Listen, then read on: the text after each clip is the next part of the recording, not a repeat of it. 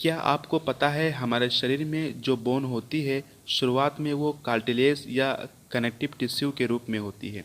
गर्भ के 8वें हफ्ते में इन कार्टिलेज और कनेक्टिव टिश्यू का बोन में परिवर्तन शुरू होता है।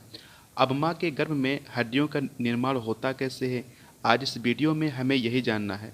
शुरुआत करने से पहले मैं आपको ये बता दूं कि एक बच्चे में जब हड्डी का निर्माण होना शुरू होता है तो हड्डी मुख्यतः दो टिश्यू से बनना शुरू होती है।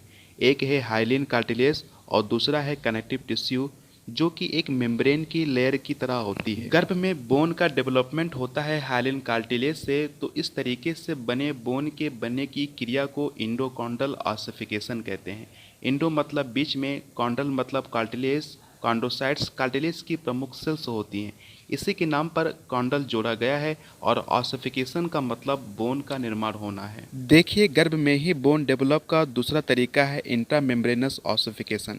इंट्रा मतलब विथिन, अंदर की ओर, और मेम्ब्रेन का मतलब कनेक्टिव टिश्यू से है, जिसमें मेनली मेसेंकाइमल सेल होती है। और ऑसिफिकेशन से मतलब है बोन का निर्माण होना, मतलब इसमें पतली सी मेम्ब्रेन की लेयर शरीर में बोन का निर्माण करती है। चलिए सबसे पहले आपको इस इंट्रामेम्ब्रेनस ऑसिफिकेशन को ही समझाते हैं कि कैसे इस प्रोसेस से बोन का निर्माण होता है। देखिए, जब गर्भ में बच्चा पल ही रहा होता है तभी हमारे शरीर में जब फ्लैट बोन्स का निर्माण होता है। फ्लैट बोन जैसे हमारे कपाल की हड्डियाँ, हमारे चेहरे की हड्डियाँ, रिब्स की हड्डियाँ, ये सब फ्लैट बोन्स होती हैं, जिनकी आउटर सरफेस बहुत ही हार्ड होती है और बीच में इनकी स्पॉन्जी बोन होती है, जिनके अंदर रेड बोन मारो भरा रहता है। देखिए, शुरुआत में क्या होता है कि ये सब एक मेम्ब्रेन की लेयर की तरह होती हैं, जिसमें प्राइमरीली मेसेंकाइमल सेल होती है, जो कि एक स्टेम सेल होती है। क्या होता है कि समय के साथ जब बोन का निर्माण होना शुरू होता है तो ये सेंटर में आकर एक बहुत ही इम्पॉर्टेंट सेल में डिफ्रेंशिएट हो जाती है, जिसे ऑस्टियोब्लास्ट कहते हैं।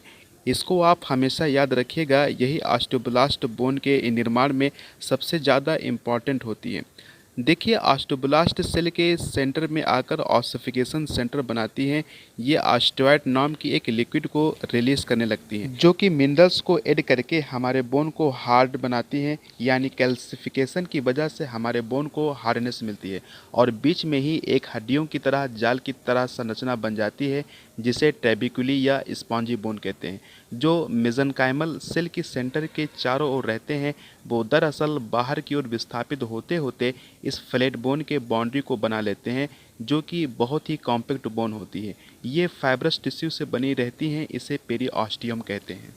देखिए, ऑस्टियोइड की वजह से ही ये ऑस्टियोब्लास्ट बीच में ट्रैप हो जाती हैं और ट्रैप होकर ऑस्टियोब्लास्ट ऑस्टियोसाइट बना लेते हैं, जो कि एक स्थिर सेल होती है जो बोन को मेंटेन करती हैं। और कुछ मेसेंकाइमल सेल जो ऑस्टियोब्लास्ट में डिफ्रेंशिएट नहीं हुई थी, वो बीच में ब्लड कैपिलरी बना लेते हैं, जिसकी वजह से इन्हीं स्पॉन्जी बोन के बीच में रेड बोन मारो भरा रहता है।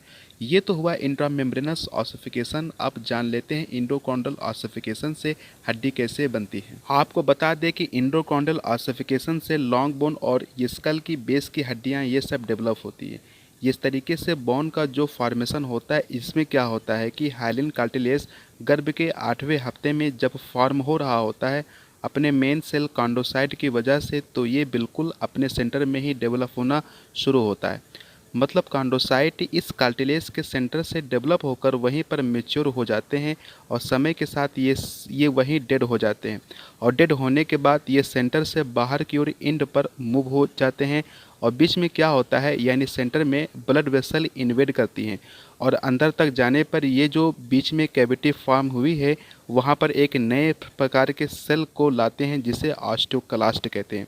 ध्यान रखिएगा, इस सेल का नाम है ऑस्टियोक्लास्ट। ये क्या करते हैं, ये बोन का क्षरण करते हैं, यानी उन्हें डिग्रेड करते हैं। और जब ये बोन को डिग्रेड करते हैं, यानी जब बहुत सारे बोन का क्षरण हो जाता है, तो बीच में एक बहुत ही बड़ी मेडलरी कैविटी का निर्माण हो जाता है। और इतना ही नहीं, और ये जो ऑस्टियोक्लास्ट सेल होती हैं, ये बोन के एंड पर स्पॉन्जी बोन का निर्माण कर लेती हैं। मतलब ये कैंसिलस बोन जो कि हड्डियों की जाल की तरह होती है। और आपको बता दें कि इसी बोन के एंड पर एक कार्टिलेज एडल्टहुड तक बना रहता है, जिसे एपिफाइजल प्लेट कहते हैं। इस कार्टिलेज से व्यक्ति की हाइट हमेशा बढ़ती रहती है, जब तक वो अपने मैक्सिमम पोटेंशियल तक पहुंच नहीं जाता है। लगभग 16 से 18 साल तक की उम्र तक एक व्यक्ति की हाइट बढ़ती है और जब व्यक्ति अपने मैक्सिमम पोटेंशियल तक पहुंच जाता है तब ये जो एपिफाइजल प्लेट है, जो कि एक हाइलिन कार्टिलेज ही होता है, ये पूरी तरीके से ऑसिफाइड हो जाता है, यानी पूरी तरह से बोन में कन्वर्ट हो जाता है। अब व्यक्ति की हाइट आगे नहीं बढ़ पाती है।